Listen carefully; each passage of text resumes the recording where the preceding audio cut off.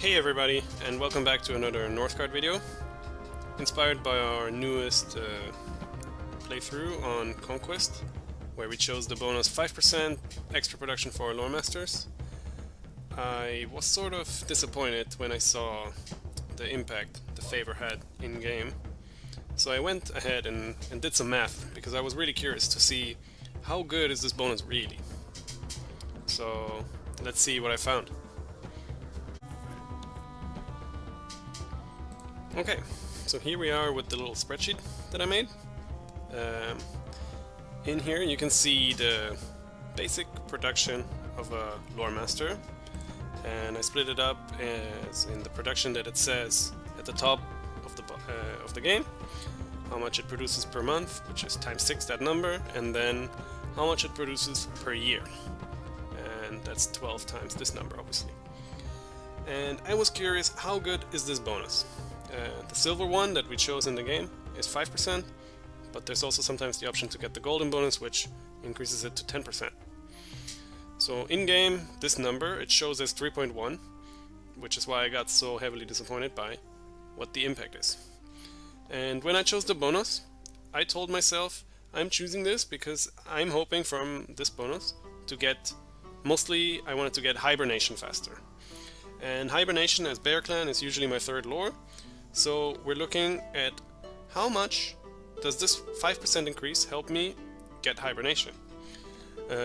Here you can see I wrote down the costs for the different lores, and cumulatively we need to earn 310 lore. And then I went ahead and calculated how much would this take me just using the basic production of the Loremaster, and then I calculated how much it would take using the increased production. And then obviously I subtracted one from another.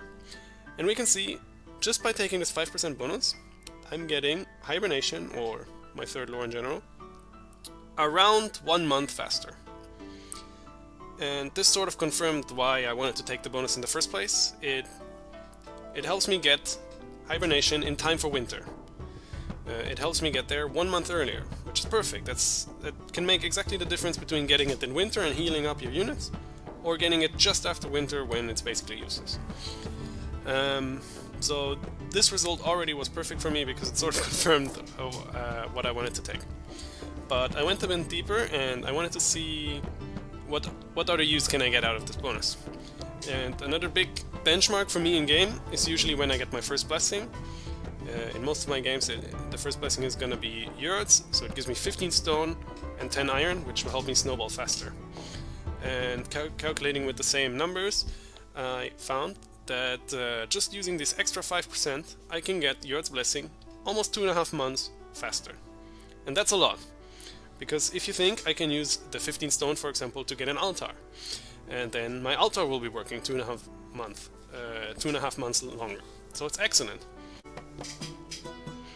Okay, so after seeing how much this little 5% speeds up our hibernation or key lore and our first blessing, I was also curious to see how much can it speed us up for victory. And in a map where you go for lore victory, let's say the one with the sword in the middle, or Bifrost, where you have to collect a lot of lore for that, I think it's reasonable to assume you're not gonna keep your basic lore production. You're gonna increase that a bit. And I was curious to see how the bonus interacts with that as well. So one thing I want to note beforehand is that for this last calculation, my numbers are not exactly truthful, because you're not going to be able to increase your lore production right at the start of the game. So the number that it says here for the time it saves you until victory, it's gonna be a bit of a liar, because you're not gonna have erudition from the start of the game, you're not gonna have your tool increased from the start of the game. But I was still sort of curious what happens. And I think it's reasonable to assume in a game like that you're gonna be taking erudition, which boosts your lore masters by a lot, and it's also gonna allow you to place a free lore stone. If you're really clever, you can use the free lore stone and place it on a tile that already has a circle of stone, because then all 3 lore masters will benefit from this bonus. I think it's also reasonable to assume that the tool upgrade, that you're gonna be forging that at some point during the game if lore victory is your goal. And I think it's really crucial that we increase also the number of lore masters, because you're not gonna just work towards opening B first with just one guy. So let's say we're gonna use the 3 lore masters that are gonna be working on the Circle of Stone tile with upgraded tools and with erudition. We can show now that the time only our favor speeds us up compared to how long it would normally take, is only 4 months. And that's because in such a long game, and in comparison to all these other large bonuses, the 5% are really minuscule. So my initial assumption was that the bonus wouldn't really speed up my first lores, but it would help me a lot in the long run. What these numbers sort of tell me is that it's the exact opposite.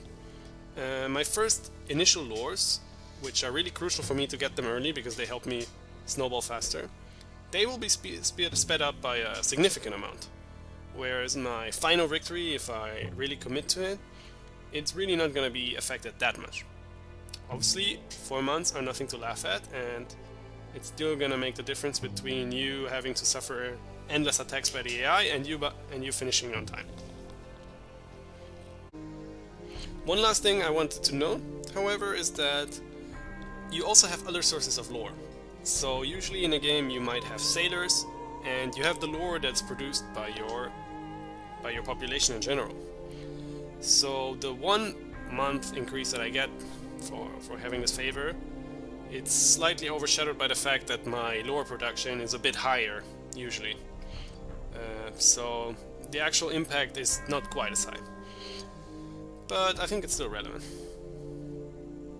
So that's it from the video. Let me know what you think of this bonus in the comments, and see you in the next one.